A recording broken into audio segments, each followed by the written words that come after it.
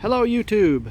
I forgot to do this video earlier. This is actually our front of our cargo trailer conversion build, which is going to be a whole video by itself just on what we did here. It actually turned out a lot better than I thought. So I'm going to start you off with this here is just a little cheapy Walmart lock, which I'm not particularly impressed with. We'll probably replace that later. Let's see, from the side here, we had to make room for this. This is part of our load leveling system that attaches to the back of the truck. And what it does, it actually, well, the rest of it's missing, but what it does is actually it takes the pressure from the tongue and transfers it to the front driving wheels of the truck so that you get better steering when you have heavy loads behind you. So that's a really important one we wanted to do. It actually works really well. I've had this trailer fully loaded moving my brother, and it worked really well. Okay, so then we installed this guy here, which is the propane stand holder. I bought off Amazon. Wasn't too expensive.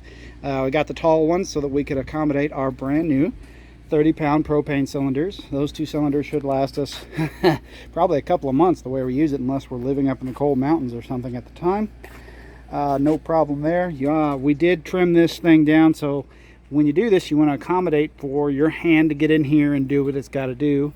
And then on top of that, we also got these nice, I don't know if you can see it, it's a cover for the propane tanks. It's heavy duty vinyl and it's diamond plate in pattern, so it looks really nice. And I think what I'm going to do is probably order some more, and then I'll stitch them together for the generator and for the mini split air conditioner, which I'll put some pads in there in case we have some low-hanging tree branches in transit. The elephant in the room here is the Stromberg's trailer tray, also off Amazon. I think I got this for about $228. Now, keeping in mind what you see is one. Okay, this is one. Up here, this is a second one. Okay, this is not two. This is not one. This is two. And what we decided, my dad came up with this great idea. I'm so jealous he thought of it first. Since these plates come with such different variety of mountings, they're very long and have lots of holes already pre-drilled, we decided to go ahead and get a second one, and basically we turned it upside down and got our second tray to hold the mini split air conditioner, which is exactly where we wanted it. And this looks way better than what we were probably going to build to do the job. But because of the way the arms are folded way out, as you can see, we did have to move the first trailer tray really far out, as you can see. Okay, so it's as far out as it can possibly go, but that gives us, we reversed the arms on the second one, and it pushed the mini split back towards the trailer, which is exactly what we wanted.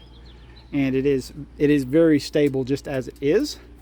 Now, we were not able to use the front stabilizing bar on the second level, but real quick and dirty, I'll show you what I did. So we used the existing L bracket. This is a L bracket that comes with a kit. And I went to the store and just bought some standard L channel. This is plain old steel. And once I had it, and I did use the foot portion. The actual bottom is down here. It's just inside, and I bolted it all together.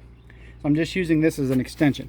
And then once I had it to the right height, where it kind of just barely pushed up on the top to take some pressure off, then I cut it off and painted it all black, and it actually looks really nice in there. This is going to be fixed to it, so it gave me a place to fix things to. I may even like mount some other gear right here. I don't know, fire extinguisher, shovel, I'm not really sure. And I have a pretty decent amount of space in there, so I can actually throw some more stuff in there if I want to. But the weight is getting pretty out of control up here fast, so I may not. All right, so the generator, as you can see, is a Sportsman 7 horsepower. This is a dual fuel. It's actually set up to run off propane right now, but we ran it off of gasoline quite a bit earlier, just running power tools and whatever before we had power to this trailer. So dual fuel, so works pretty well off both. It's not overly ridiculously loud.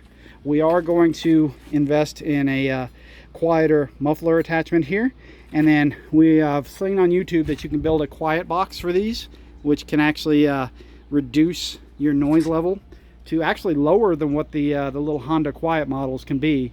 So basically for the cost of this plus the quiet box, I'll still save quite a bit of money doing it that way.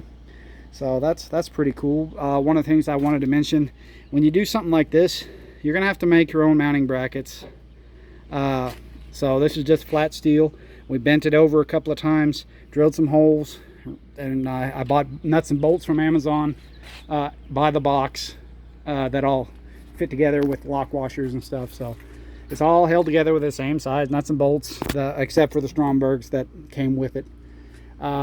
Mini split air conditioner, has a heat and dehumidifier unit built into it.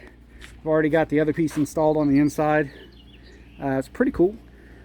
I may actually wind up building like some kind of little diverter, just a couple little rods to divert low-hanging tree limbs up and over, just in case when we're going down the road. For now, we just have it wired so we can plug straight into the house when we want to. So we don't have to worry about, we don't have the electrics all hooked up inside the trailer yet, so we can still use the air conditioner even though. So that's basically what we've got done so far. Like I said, just remember this is 2, and one of them is inverted and turned backwards, but it worked really well, probably better than anything we could have built otherwise. And that's where I'm going to stop the video. Have a good day.